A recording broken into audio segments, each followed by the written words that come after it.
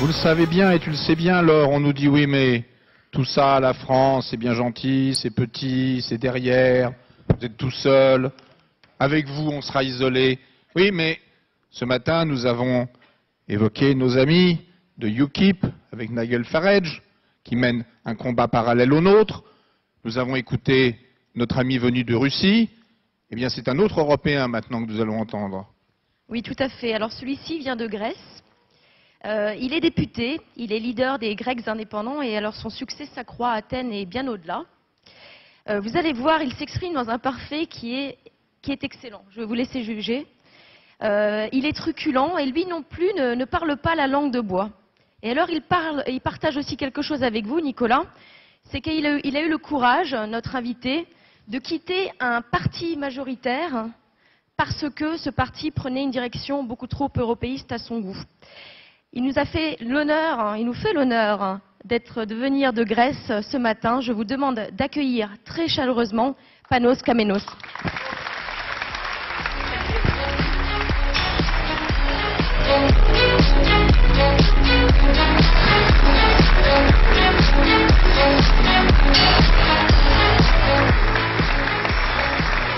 Avec vous, la France peut s'en sortir. Avec nous, l'Europe peut s'en sortir. Et ça, c'est le message pour les prochaines élections européennes qu'il faut lancer par ici, par Paris. Je suis très heureux, très honoreux d'être ici aujourd'hui, parce que je connais très bien le président. Je connais très bien Nicolas. On a donné ensemble des combats et on a choisi les voies difficiles, les voies de non. Le plus facile pour la vie politique, pour un homme politique, c'est de dire oui. Si on disait oui, Nicolas et moi, on pouvait être maintenant ministres dans les grandes chaises, mais on ne pouvait pas vous regarder aux yeux comme on fait aujourd'hui.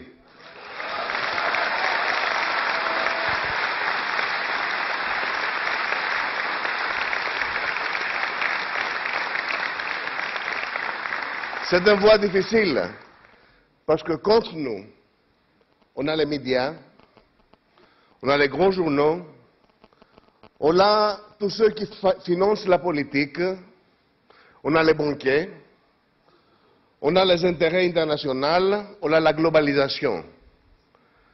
Mais tous ceux, ils ne sont pas beaucoup, parce que le plus important que nous avons avec nous, les patriotes de chaque pays.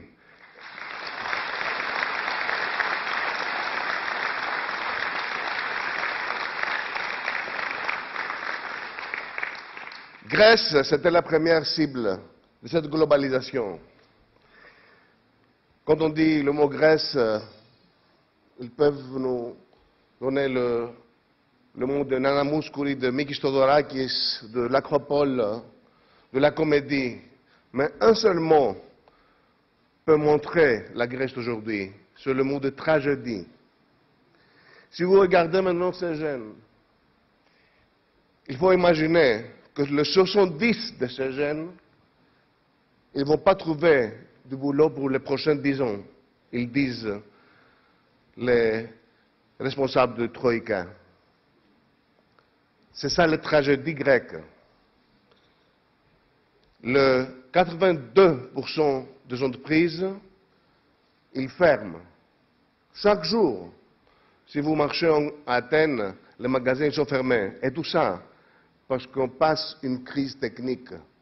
Une crise qu'il va trouver la solution sur la globalisation aux élections européennes qu'ils arrivent. Ils vont nous donner la solution. La solution va être la globalisation de l'Europe sous la dynamique de banquiers. Ils ne veulent pas les drapeaux. Ils ne veulent pas de citoyens. Ils ne veulent pas de gens élus. Ils ne veulent pas la République. Ils ne veulent pas la Constitution. En Grèce maintenant, la Constitution ne marche pas. Le Parlement ne vote plus. On a des ordres de Troïka qui donnent aux ministres les lois que le Parlement va accepter après 3 mois, le pays de démocratie n'est plus démocratique. Konstantinos Karamanlis, l'ancien dirigeant de droite en Grèce, chef du premier gouvernement civil après le régime militaire, qui a conduit la Grèce dans la communauté européenne, en consignant la traité de son adhésion en 1979, s'est aussi adressé au chef de gouvernement européen. Il a dit, Konstantinos Karamanlis, pour la première fois dans l'histoire, on va créer une communauté de nations si grande, fondée sur le consensus libre, la coopération entre égaux et le respect réciproque. Aucun pays n'a été obligé d'y adhérer contre son gré et aucun pays n'est forcé d'y rester. D'autre part, tous les pays ont une voix dans la gestion de ses affaires. Bien avant Karamanlis, le président Charles de Gaulle, ce personnage légendaire de la démocratie française et européenne, a été le visionnaire d'une Europe de l'Atlantique à l'Oural, sous forme d'une confédération d'États indépendants, puissants et égaux entre eux.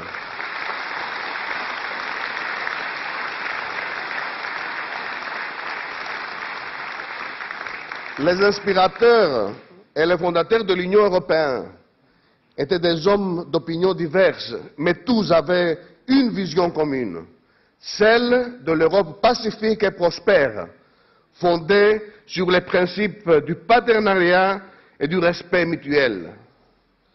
La Grèce a rejoint la communauté européenne avec la conviction que celle-ci n'est pas et n'a aucune tendance de devenir ni un cercle fermé, ni un cercle de riches, ni un cercle de banquiers.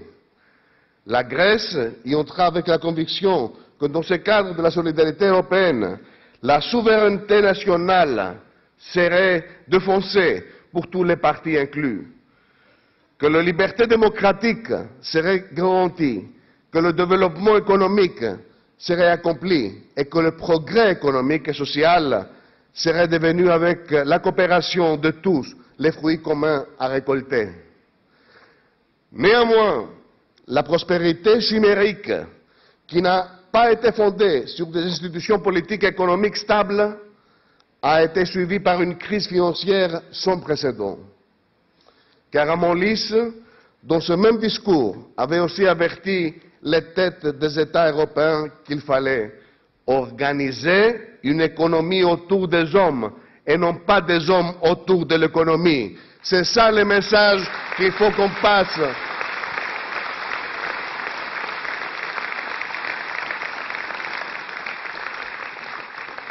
L'Union européenne devrait ainsi réaliser l'idée du développement multidimensionnel qui servirait à son tour l'idée de la justice économique entre le plus et le moins puissant de l'Europe, en favorisant la qualité de vie et tous les peuples européens.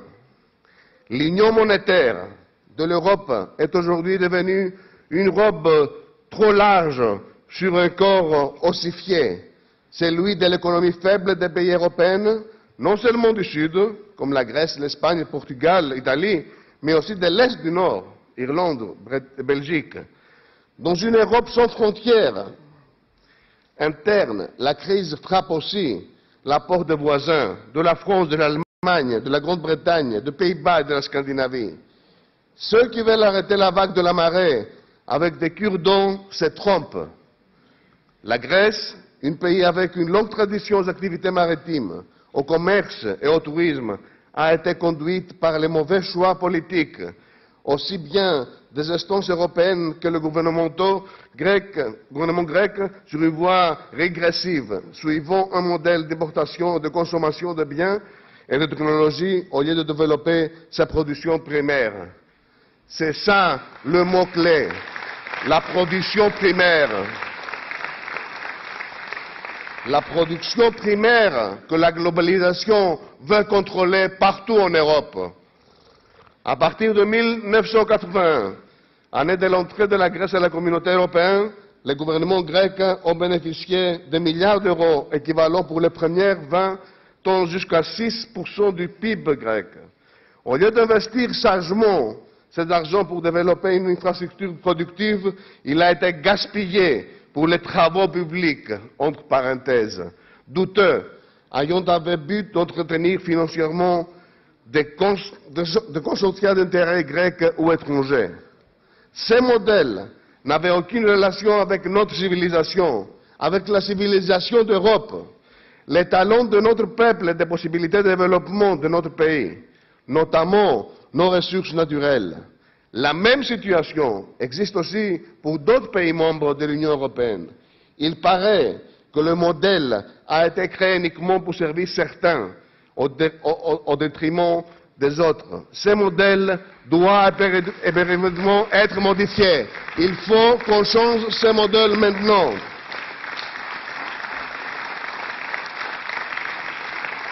Chers frères et sœurs, mon ami Nicolas, les Hellènes indépendants, nous travaillons dans ce contexte. Nous avons élaboré un plan national de reconstruction qui inclut tous les secteurs de l'économie et de la politique sociale et culturelle. Nous allons présenter ce plan dans les mois à venir aux électeurs grecs, mais aussi, tous ensemble, aux électeurs européens, de faire une nouvelle partie dans le Parlement européen, une partie des patriotes qui vont être membres du Parlement européen, élus par le peuple et qui vont servir le peuple de l'Europe.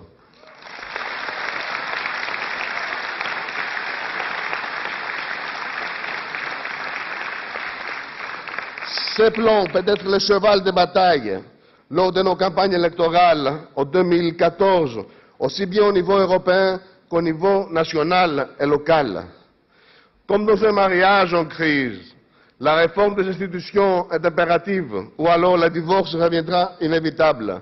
Les politiques européennes doivent s'adapter aux besoins et aux particularités de chaque pays membre, de chaque société et de chaque nation, et non vice-versa. J'espère que les conclusions des travaux du Congrès des patriotes vous rapprocheront de cette but. Je voudrais aussi finir en disant que j'ai beaucoup écouté sur la droite et la gauche. Vous savez, j'ai été élu en 1993, après mes études en France, comme membre du Parlement, à l'âge de 27 ans. J'ai été réélu 8 fois jusqu'à maintenant, avec la partie de Nouvelle Démocratie, de la partie de la droite. Le 2010, je trouvais, en cherchant le gouvernement socialiste, que ceux qui ont apparié sur la crise de mon pays, c'était les deux grands partis. Le Parti socialiste avec le parti que j'étais membre jusqu'à maintenant. Alors il n'existe plus la droite et la gauche.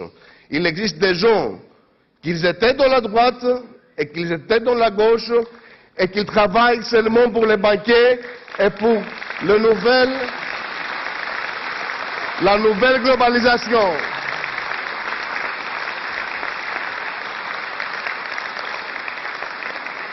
Notre parti comme le vôtre, il est né par le Facebook. On s'était rencontrés par le Facebook de jeunes gens et par le Twitter. On a parlé et on a pris aux élections 11% la première fois, sans avoir de financement, sans avoir le média. Parce que les citoyens, ils sont prêts. On est prêt de réunir les Français, de réunir les Grecs, les Italiens, les Portugais, les Espagnols, tous les peuples, tous les citoyens, tous les patriotes contre ceux qui veulent annuler nos drapeaux. On va garder nos drapeaux, on va garder nos nations, on va garder nos valeurs, on va garder nos familles et on va ensemble construire l'Europe du futur. Bonne chance à vous, bonne chance à Nicolas, bonne chance à tous les candidats. Merci bien.